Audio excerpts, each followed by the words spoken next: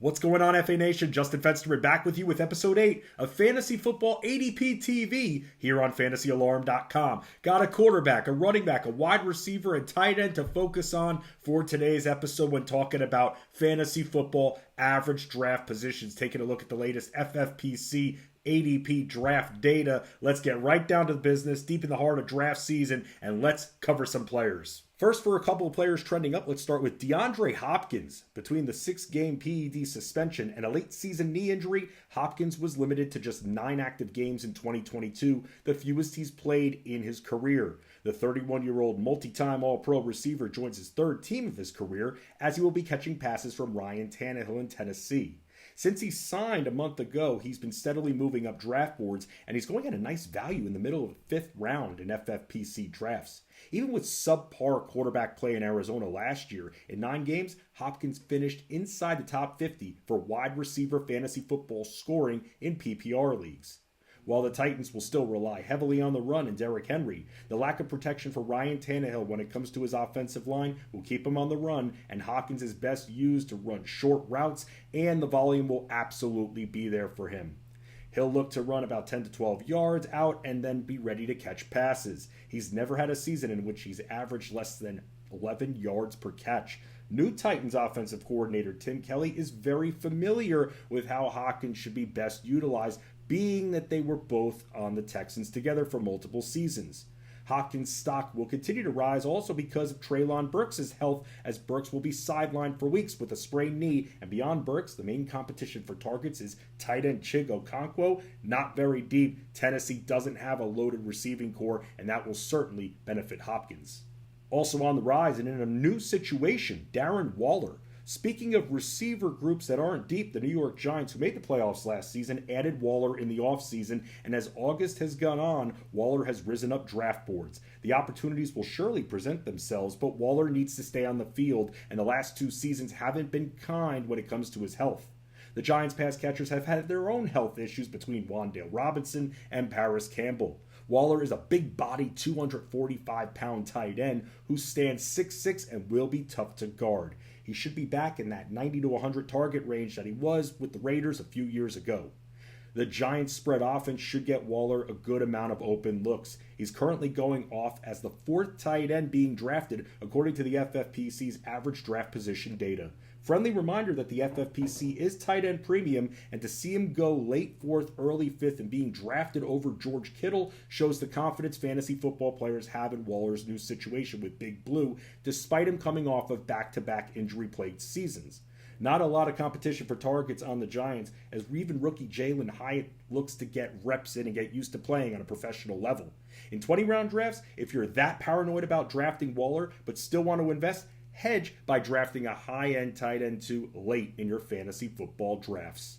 Now for a couple of players trending down when it comes to their ADP, but that doesn't mean I'm out on these guys. Let's start with Rhamondre Stevenson.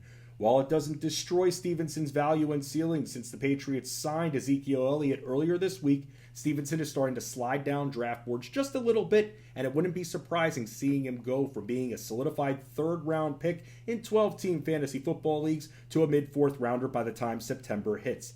Last season, we saw Elliott run in 12 scores for Dallas, which was 4th most among running backs, and he will be utilized this season in New England in short yardage and goal line situations. Will he vulture scores from Stevenson? A bit, but Stevenson was still able to average 5 yards per carry last season, and despite the offensive line not being as strong, Stevenson is still a hard guy to take down, and the Patriots being run heavy should continue giving him 10 to 14 carries per game. It should still be Stevenson's backfield. The paranoia surrounding Zeke being in that backfield will turn some people off to Stevenson, but just because Stevenson may fall a bit when it comes to ADP, it doesn't mean that he won't be productive. Last season, Bill Belichick utilized both Damian Harris and Stevenson, and it seemed at the start of the season they were both heavily featured and they were splitting carries. Stevenson has the job and will get the majority of carries this year, and let's not forget that he was also targeted 88 times last year, and with Mac Jones expected to be on the run due to their own offensive line issues, Stevenson will get short passes thrown his way. Stevenson caught 69 balls in 2022. Still look to target him in your fantasy football drafts, and if you're worried, overdraft Elliott by a round late in your fantasy football drafts to handcuff the Patriots' backfield. Up next, Tua Tagovailoa.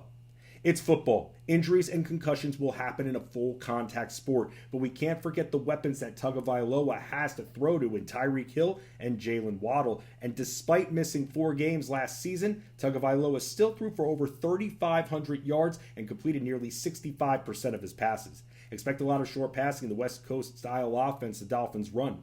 On FFPC, Tagovailoa is being drafted as the 10th quarterback at the end of the 7th round, and even in the early 8th round. On draft boards, he's fallen a bit over the last few weeks. At the start of draft season in July, I had concerns about how the league would handle Tagovailoa if his head hits the ground. Will the league force the Dolphins to keep him out longer? Or him a bit quicker if he suffers a concussion because of all the drama surrounding last year? We can't worry as much about that, and it's not a ton of draft capital you'll have to invest to get Tagovailoa. We should see Tagovailoa throw the ball 500 to 600 times this season, regarding he could stay healthy for the full season or just miss 1 game, a feat he has yet to accomplish in his young career. Only 7 quarterbacks had more touchdown passes than Tagovailoa last year. Always be watching the waiver wire even when your team is healthy. If you have a lot of bench spots and want to draft Tagovailoa, draft a second quarterback a few rounds later to ease your concerns. And that is another episode of Fantasy Football ADP TV, FA Nation. And if you're new to the FFPC, which we've been referencing a lot during these videos, take advantage of the great promotion where you can get $25 off your first FFPC entry of $35 or more when you register at the link here and using promo code ALARM, ALARM. Again, make sure that you sign up for the FFPC to take advantage of this great promotion, $25 off your first FFPC entry of $35 or more. Promo code ALARM. Good luck and keep crushing your fantasy football drafts as we keep churning out the content as part of our fantasy football draft guide here on fantasyalarm.com.